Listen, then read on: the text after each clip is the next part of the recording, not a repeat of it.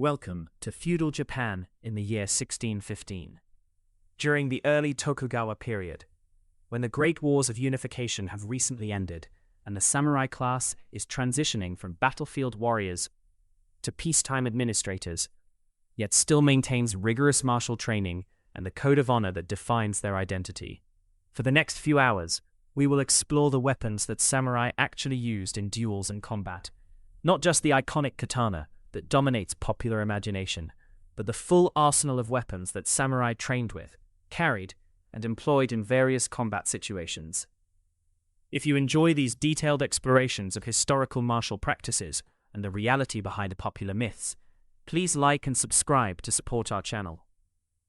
Our story begins in a dojo in Kyoto, a training hall where samurai practice their martial arts under the guidance of a master.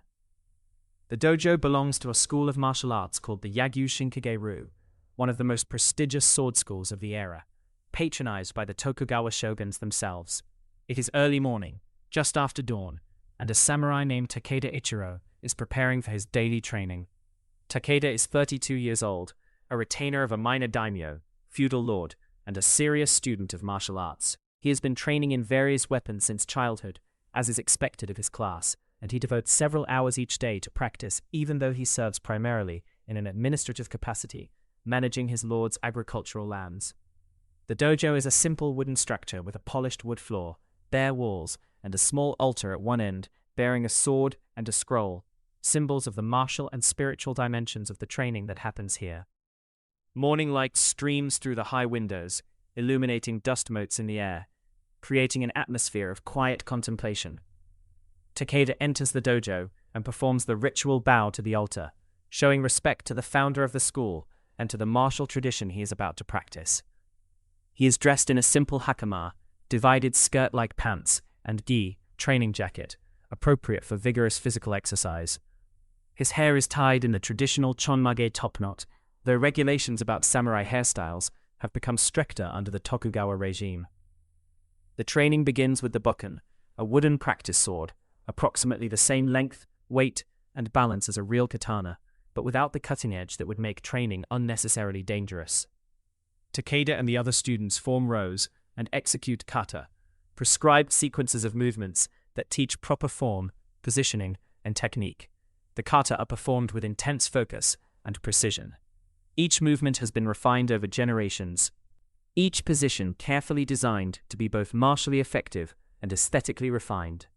The students move together in synchronized patterns, their bokken cutting through the air with sharp whistling sounds, their feet sliding across the polished floor in precise footwork.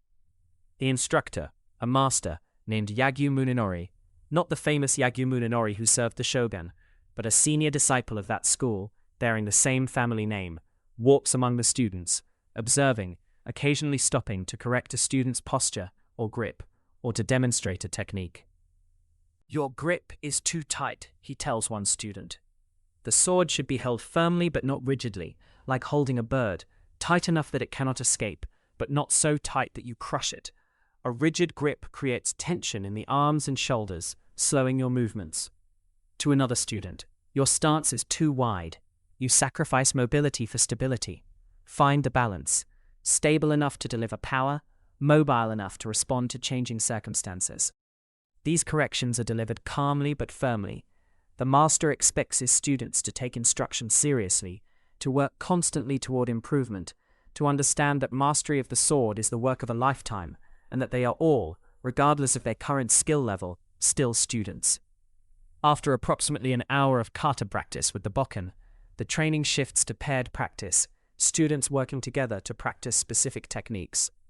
Takeda is paired with another student of similar rank and experience, and they take turns practicing attacks and defenses, testing techniques against a responsive opponent rather than against empty air. This paired practice is more dynamic and unpredictable than kata. Takeda's partner attacks with varying speed and intensity, forcing Takeda to read the attack, respond appropriately, execute techniques under pressure. Sometimes the attack comes as expected, allowing smooth execution of the practiced response. Sometimes the attack varies, forcing improvisation and adaptation. The kata teach you the principles, Master Yagyu explains to the class. But real combat is never as clean as kata. Your opponent will not attack in the exact manner you practiced. You must internalize the principles so deeply that you can apply them spontaneously, without conscious thought, responding naturally to whatever the situation presents.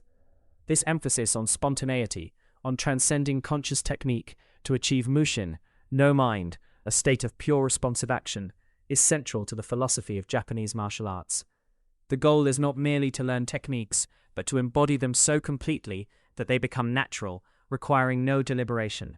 But while sword training is important, the katana is indeed the symbolic weapon of the samurai, the soul of the samurai as it is sometimes called. It is not the only weapon samurai train with.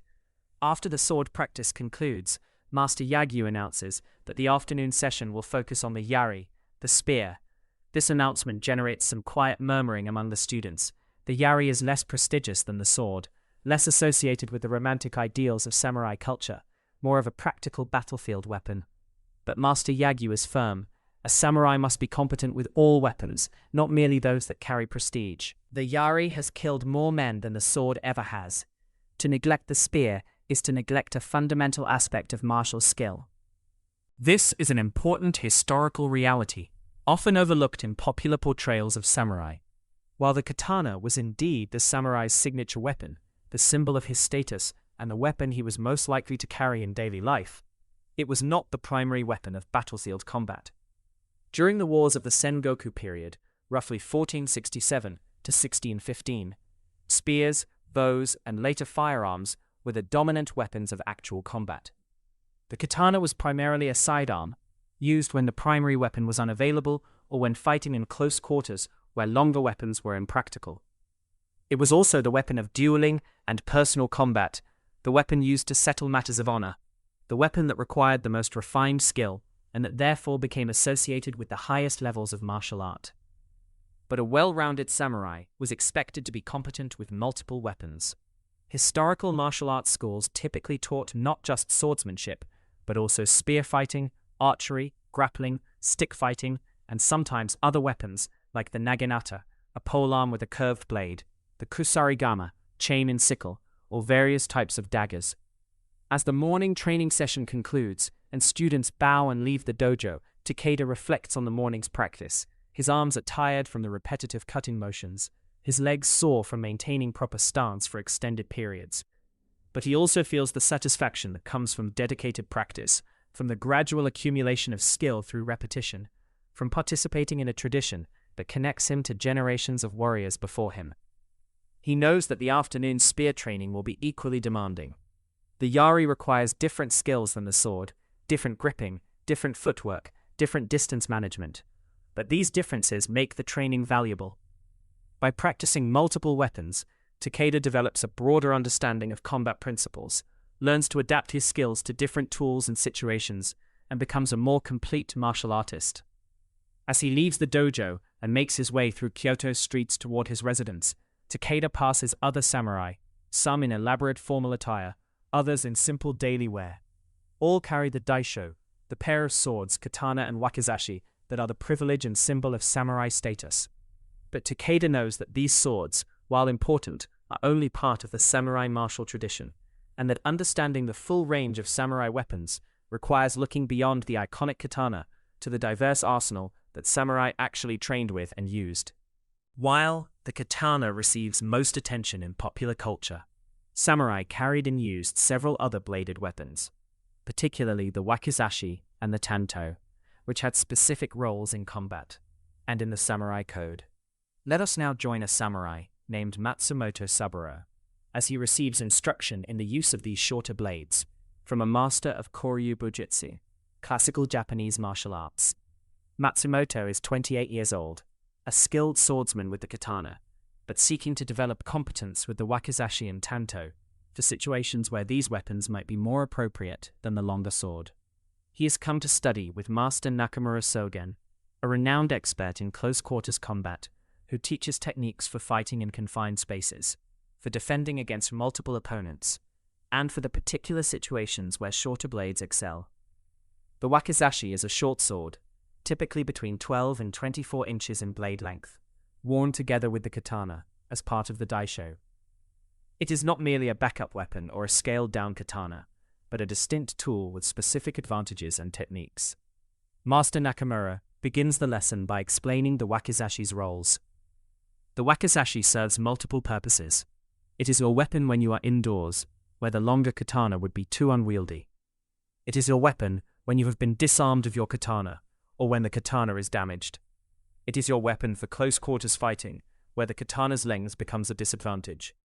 And historically, it is the weapon for seppuku, ritual suicide. Though we will not dwell on that grim application. He demonstrates fighting techniques with the wakizashi, showing how the shorter blade allows for faster draws, tighter movements, better control in confined spaces. With the wakizashi, you fight closer to your opponent than you would with the katana. This requires different tactics. You must be comfortable with proximity, must not fear the closeness of combat.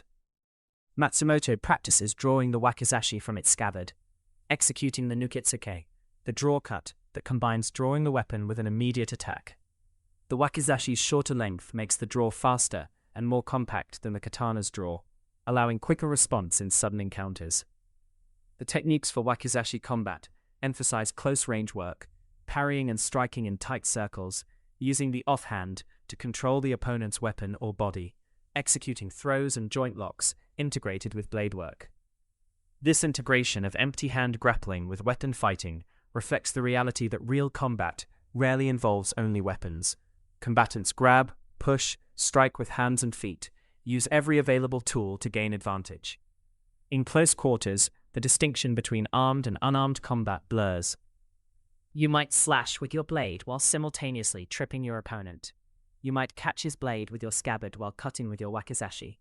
You might lock his arm while threatening with your blade. Flexibility and improvisation are essential. After practicing wakizashi techniques for an hour, the lesson shifts to the tanto, the knife or dagger that many samurai carried as a third blade in addition to the katana and wakizashi. The tanto typically has a blade length between 6 and 12 inches, small enough to be easily concealed, versatile enough to serve as both weapon and utility tool. The tanto's primary martial application is as a weapon of last resort, used when all other weapons are unavailable, or as a supplement to other fighting. But it also has important cultural significance. The tanto was often used for seppuku, particularly in situations where a wakizashi was unavailable, and it was the weapon traditionally given to women of the samurai class for self-defense. Master Nakamura demonstrates tanto techniques, emphasizing the importance of distance management. With a blade this short, you must be very close to strike effectively. This means you are also within your opponent's striking range. Speed, surprise, and commitment are crucial. Hesitation with a tanto is fatal. The techniques involve rapid closing distance, entering inside the opponent's guard, striking vital points with precise thrusts and cuts. The tanto is primarily a thrusting weapon. Its short length makes cutting strokes less effective than with longer blades. And the techniques focus on targeting vulnerable areas: throat, eyes, armpits, groin, femoral arteries. This is brutal, unglamorous fighting, far from the refined artistry of katana dueling. But Master Nakamura is clear about the tanto's purpose. This is not about aesthetics or honor. The tanto is for survival, for killing efficiently when circumstances are desperate. Learn these techniques hoping you never need them, but knowing them completely should the need arise.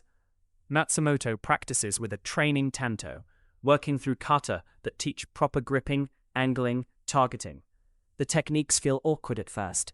They require getting very close to the opponent, operating in proximity that feels dangerous, committing fully to attacks that offer little margin for error. But gradually, through repetition and correction, the movements become more natural. Matsumoto begins to understand the tanto's logic, the way its short length demands proximity, the way that proximity enables grappling and throwing to be integrated with blade work, the way the weapon's compactness allows it to be drawn quickly from concealment. Master Nakamura also teaches techniques for using the tanto in conjunction with the wakizashi or katana, employing two weapons simultaneously in what is called mito, or two swords technique. This practice, popularized by the legendary swordsman Miyamoto Musashi, involves using the longer blade for offense and defense, while using the shorter blade for supplementary attacks or parries.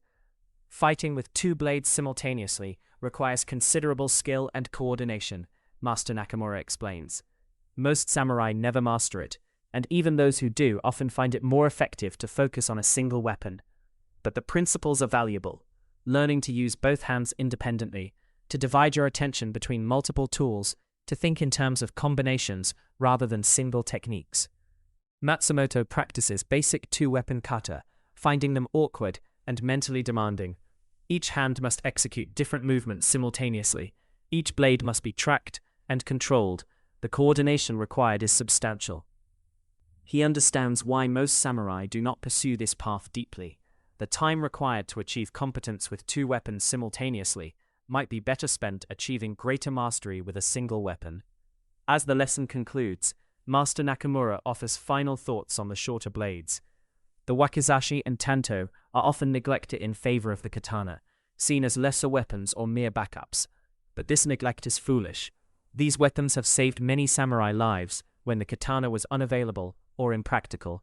They enable fighting in situations where the katana cannot be used. They provide options and flexibility. Remember that the purpose of martial training is not to become proficient with a single weapon in ideal circumstances, but to be able to fight effectively with whatever tools are available in whatever situation arises. The samurai who neglects the shorter blades limits himself unnecessarily. Matsumoto bows deeply, thanking the master for the instruction. He has gained new appreciation for weapons he previously considered secondary. He understands now that the samurai arsenal is not hierarchical, with the katana at the top and other weapons beneath it, but rather a toolkit where different weapons serve different purposes, each valuable in its proper context. As he leaves Master Nakamura's dojo and returns to his daily duties, Matsumoto feels the weight of the daisho at his side, the katana and wakizashi that mark his samurai status. But he now thinks of them differently, not as primary and backup, but as companions, each with its own character and capabilities, each ready to serve in the situations for which it is suited.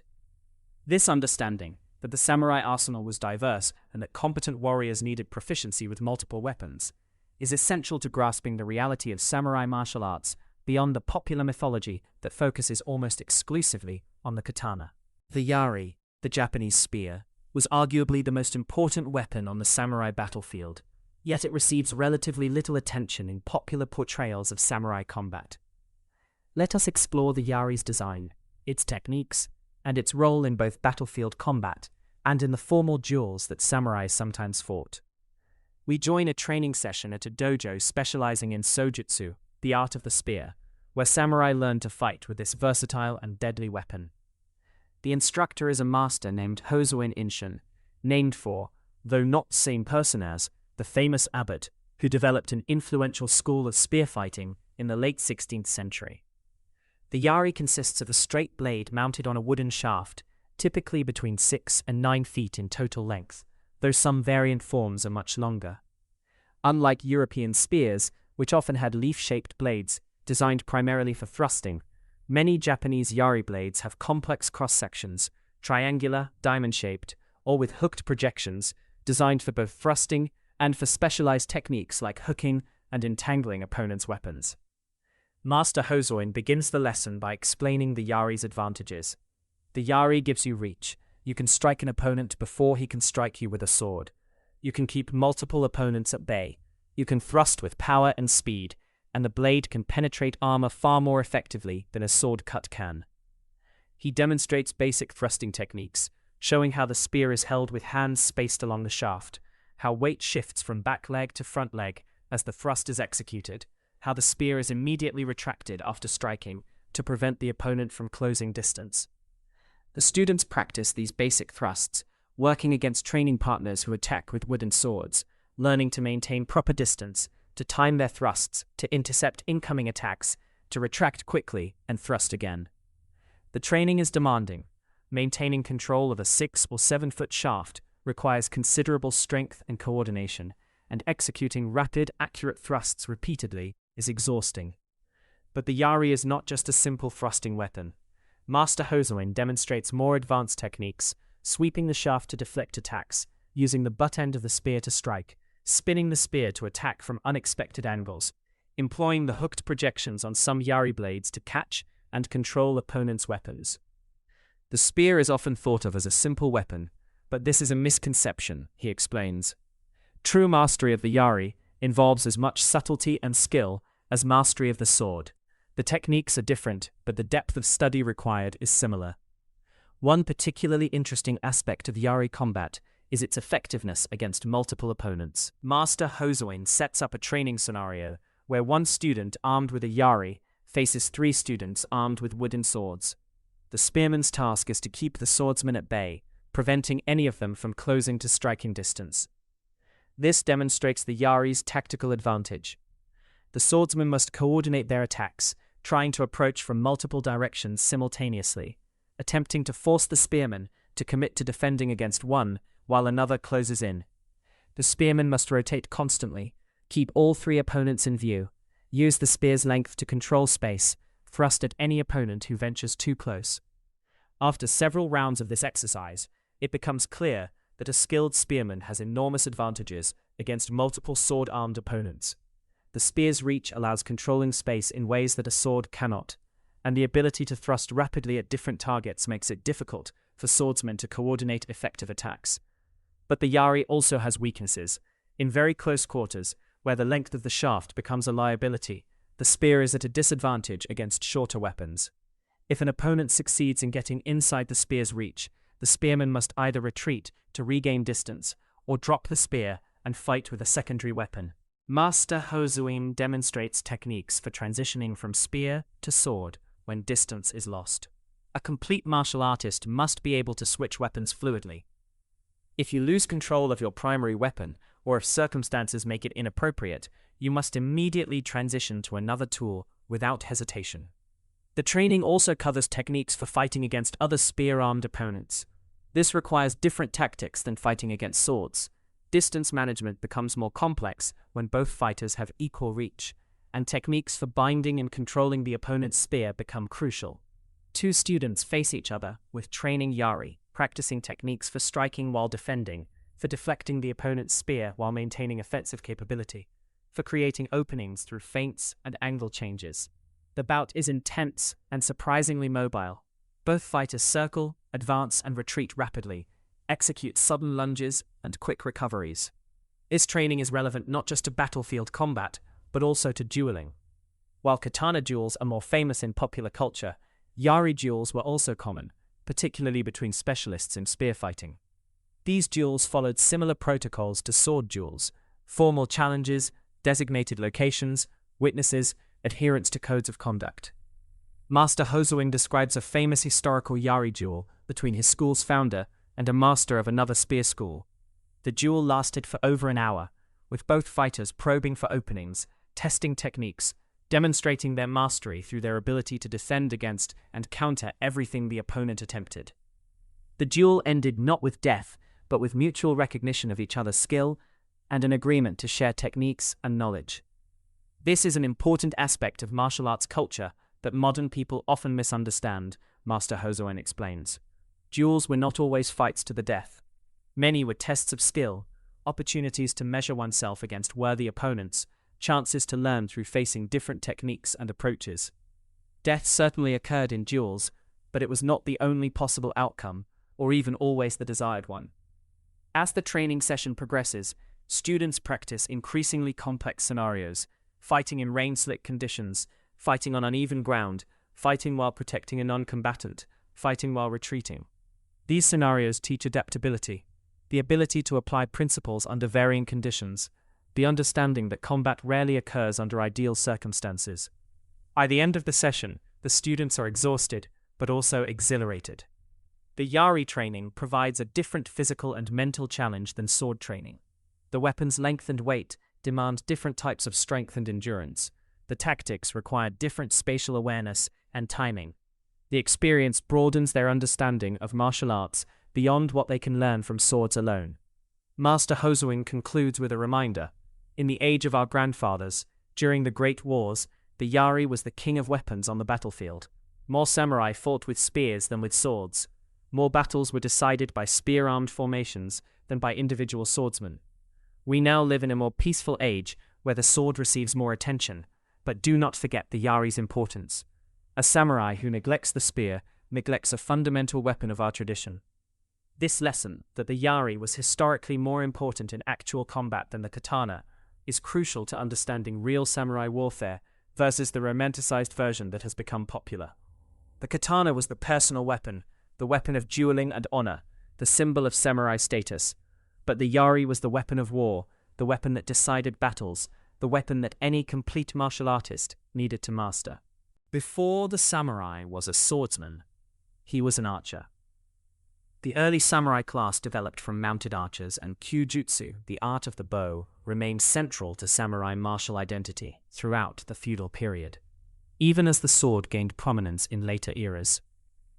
Let us visit a kyudojo, an archery training hall, where samurai practice with the yumi, the Japanese longbow, under the guidance of a master archer named Obisarara Sadayori, representing a school of archery with a lineage stretching back centuries.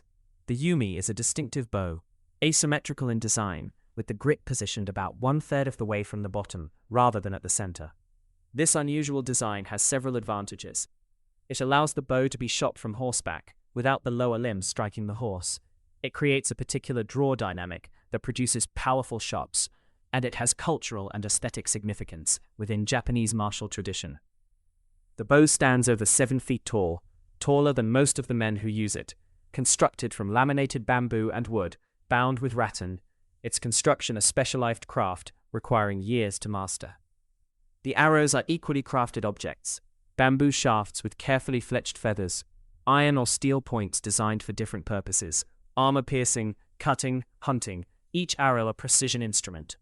Master Obisarara begins the lesson not with shooting, but with the ritual of preparation, the proper way to enter the kyudojo, the correct method of carrying the bow, the prescribed movements for taking one's position.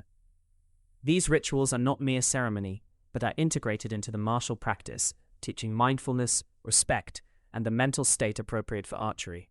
Kyujutsu is as much about the mind as the body, Master Obisarara explains.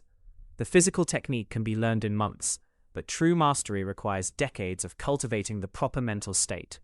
Calm focus, lack of attachment to results, complete presence in the moment. This philosophical dimension distinguishes Japanese archery from purely technical training. The goal is not simply to hit targets accurately, but to achieve a state of being where accurate shooting emerges naturally from correct mind and body alignment. The students begin practicing the hasetsu, the 8 stages of shooting, a prescribed sequence of movements from preparing the arrow through drawing, aiming, releasing, and the follow-through after the shot. Each stage has precise specifications for body position, breathing, and mental focus. One student, a young samurai named Kondo Takashi, is struggling with the kai, the full draw position where the arrow is held at maximum draw while the archer finalizes aim and prepares to release.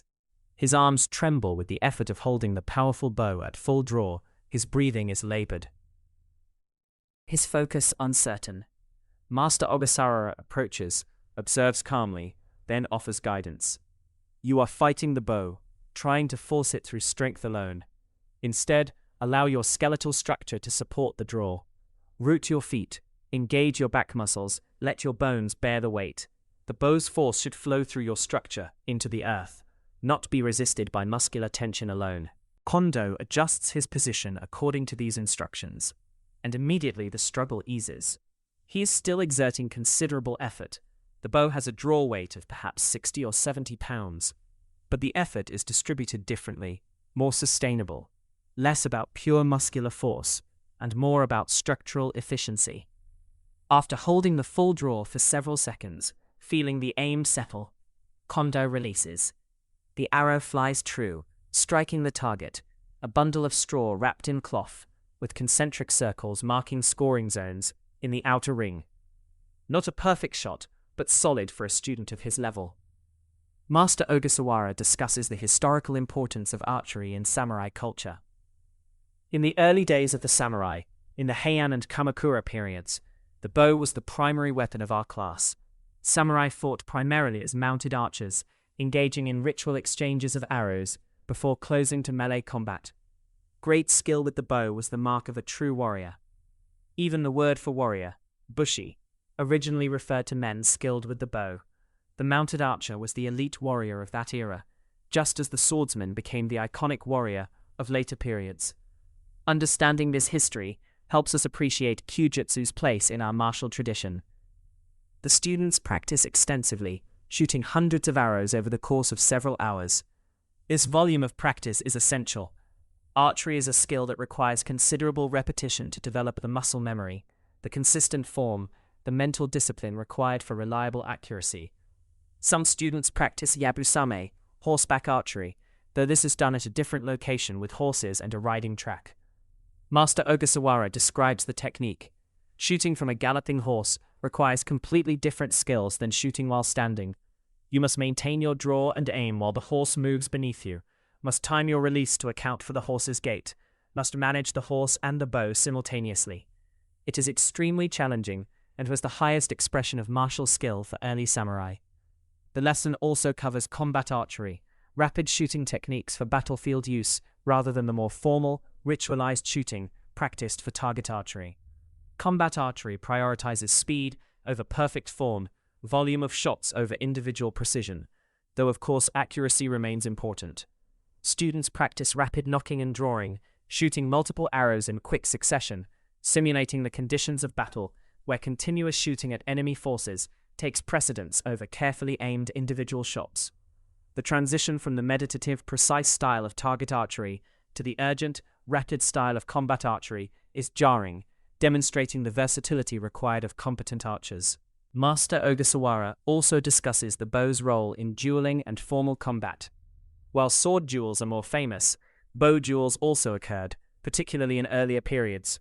These typically involved archers standing at a considerable distance and exchanging arrows, testing not just accuracy, but also courage, the ability to stand calmly while an opponent shoots at you, to maintain focus and form while under direct threat. The bow teaches important lessons for all martial arts, Master Ogasawara concludes. It teaches patience. You cannot rush a shot without compromising accuracy. It teaches discipline. Consistent form must be maintained across hundreds and thousands of shots. It teaches calmness under pressure. You must maintain composure, even when shooting at a human target, or when being shot at yourself.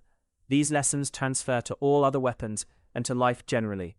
As the archery session ends and students carefully clean and store their equipment, the bow is a prized possession, requiring careful maintenance to preserve its function and integrity. Kondo reflects on what he has learned. The bow is so different from the sword, operating at distance rather than in close contact, requiring sustained physical effort rather than brief explosive movements, emphasizing calmness and patience rather than immediate decisive action. Yet both weapons teach discipline. Both require years of dedicated practice to master. Both are vehicles for developing the character and mental state appropriate for a samurai. The diversity of weapons in the samurai arsenal provides diverse paths toward the same goal, the cultivation of martial skill, mental discipline, and the warrior spirit. This understanding that different weapons teach different lessons, but all contribute to developing the complete martial artist, is central to traditional Japanese martial arts pedagogy. A samurai who trains only with the sword misses the lessons that the bow teaches. One who trains only with the bow misses what the spear can teach. Completeness requires breadth, requires engagement with the full range of weapons and techniques that comprise the martial tradition.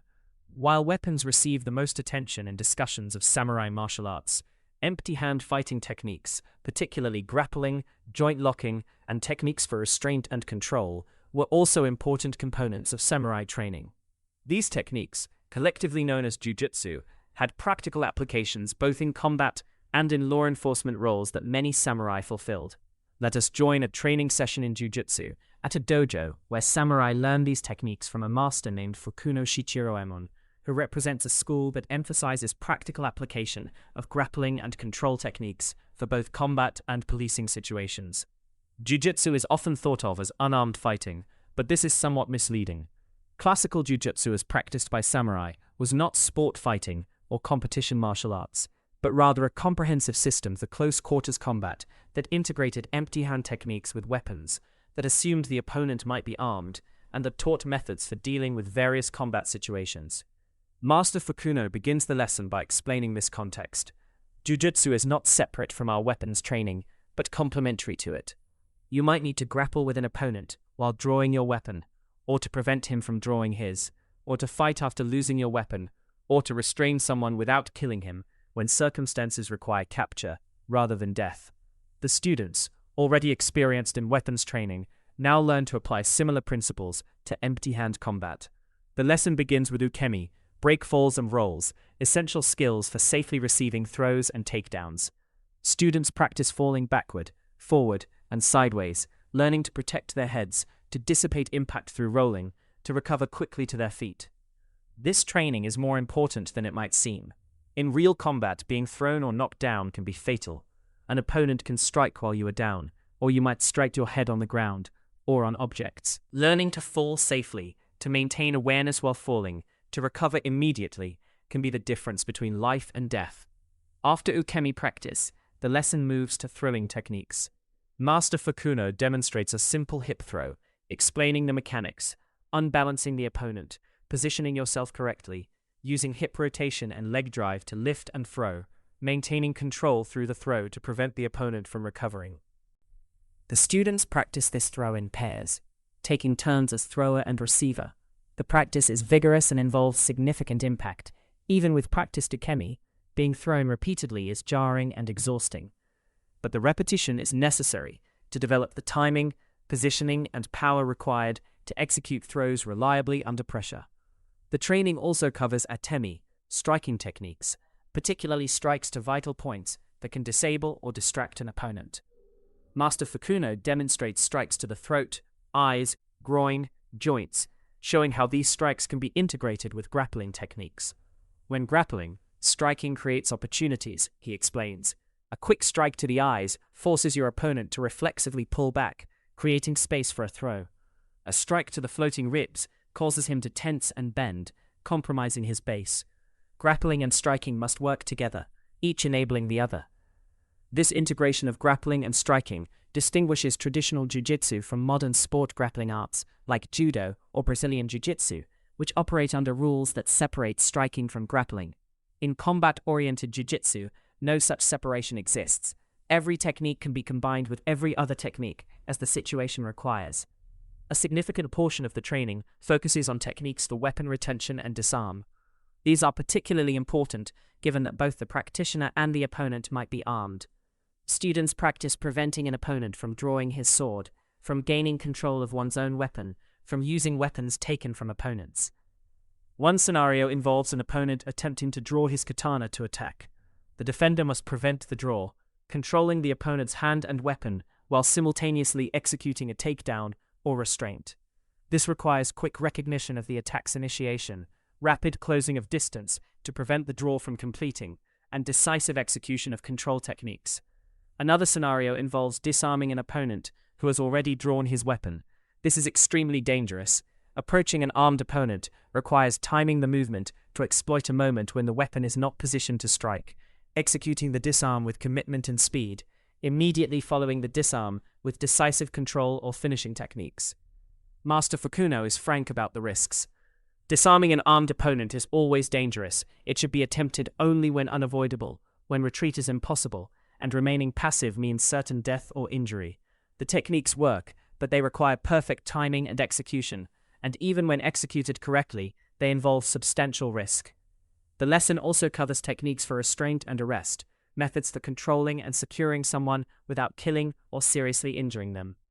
These techniques were important for samurai who served in law enforcement roles, who might need to arrest criminals or suspects while minimizing harm. These restraint techniques use joint locks and pressure points to control and immobilize opponents with minimal force.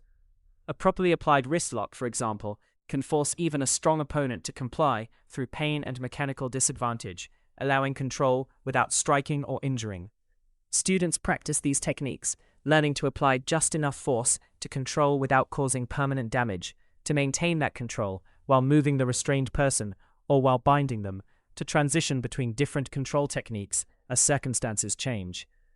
This is subtle, demanding work.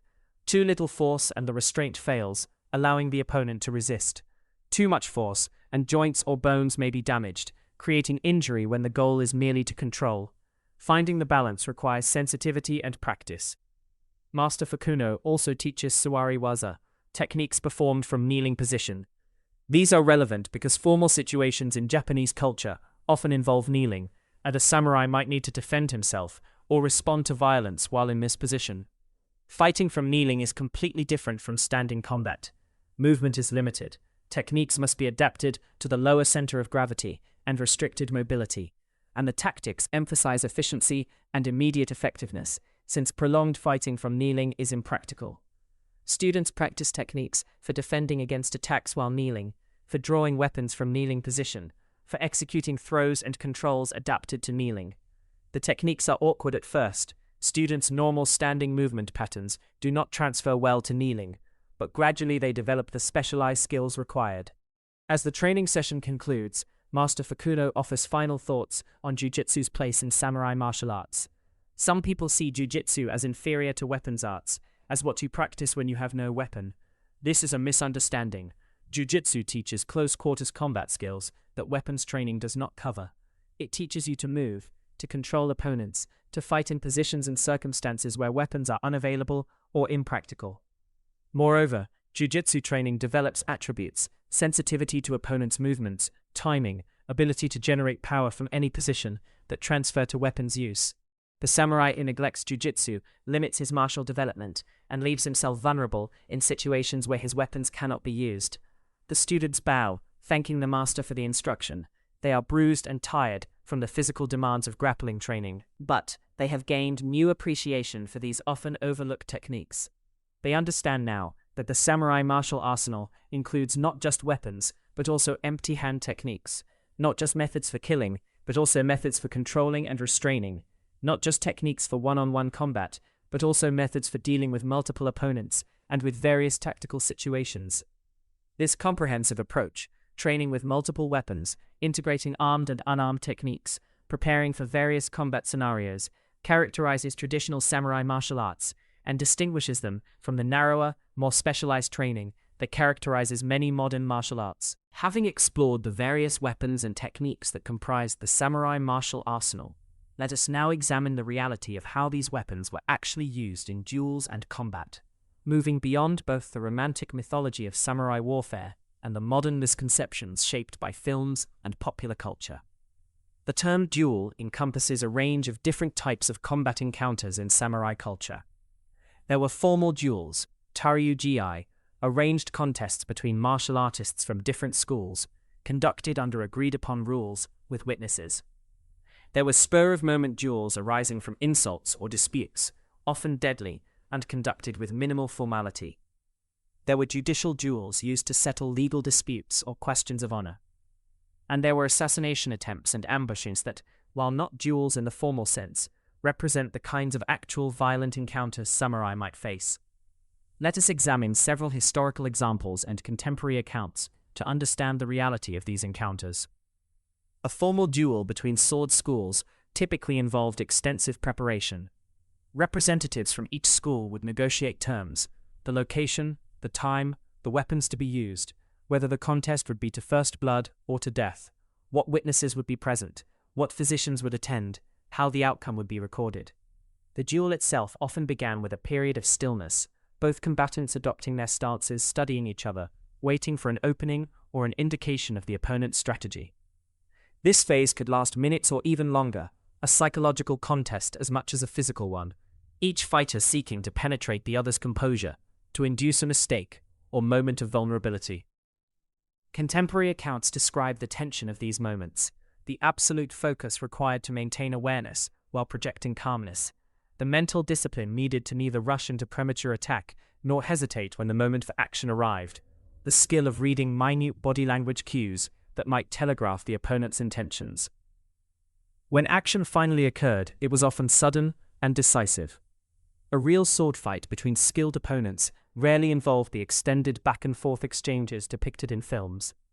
Instead, the entire engagement might consist of one or two exchanges, perhaps lasting only seconds, with one fighter successfully executing a technique and the other failing to defend. This brevity reflects several realities. First, katana are extremely sharp. A successful cut typically causes severe injury, immediately ending the fight. Second, skilled fighters are dangerous. Prolonged engagement means prolonged exposure to that danger, so decisiveness is valued over caution. The techniques are designed for efficiency.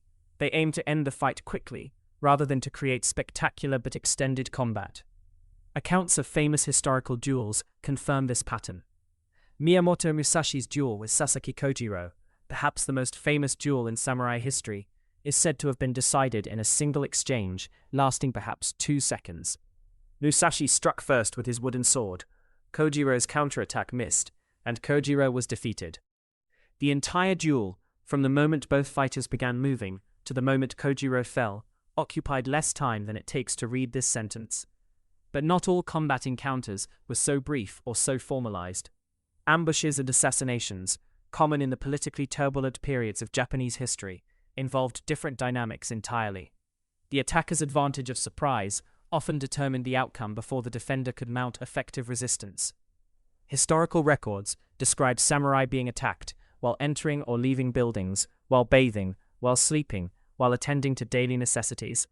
In these situations, the decisive factor was often not martial skill, but awareness and preparedness, noticing the attack quickly enough to respond, having weapons readily accessible, having trained reactions that allowed effective defense despite surprise. This reality motivated samurai to maintain constant vigilance, to develop habits of awareness, to keep weapons near at all times.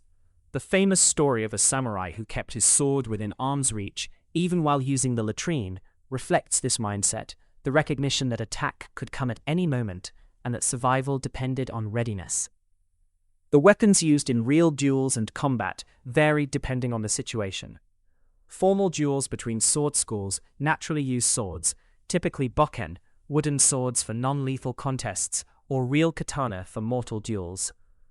But other weapons appeared in duels as well.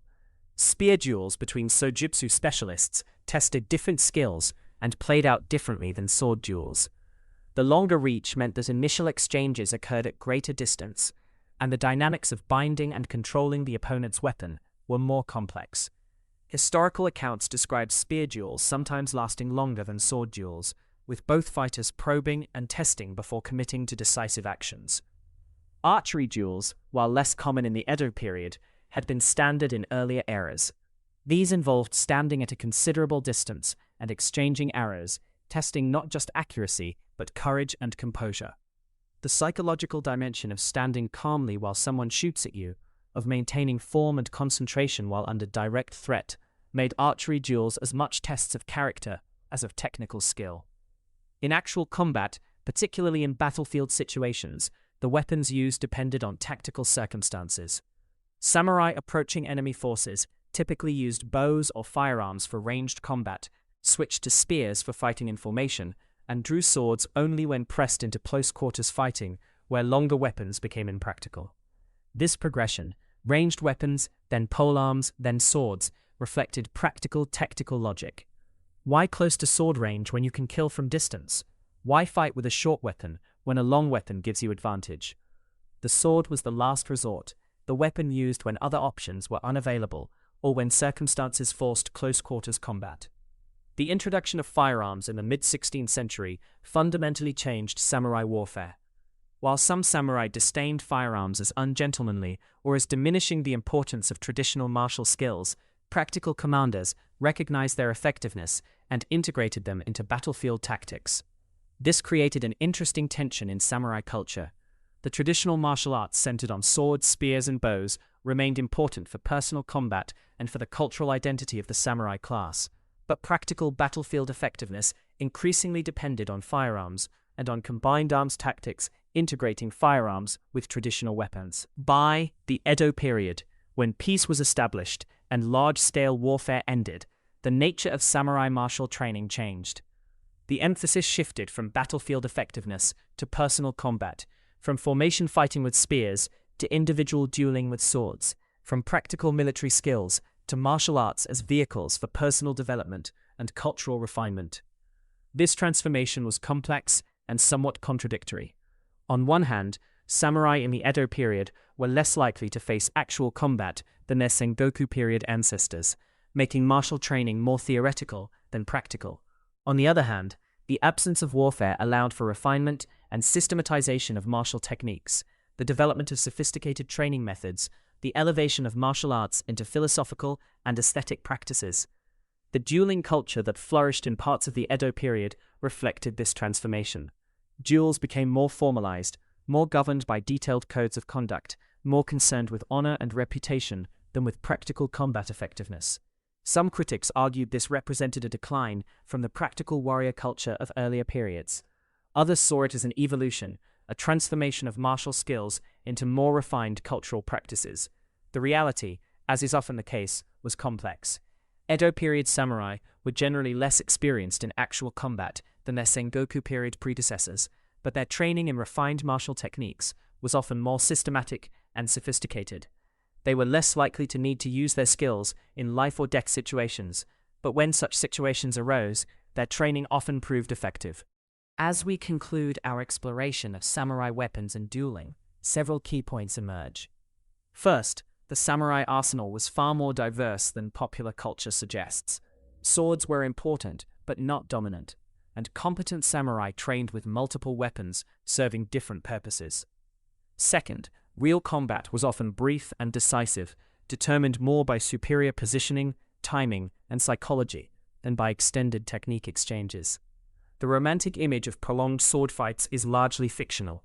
Real encounters tended to be sudden and violent, decided in seconds rather than minutes.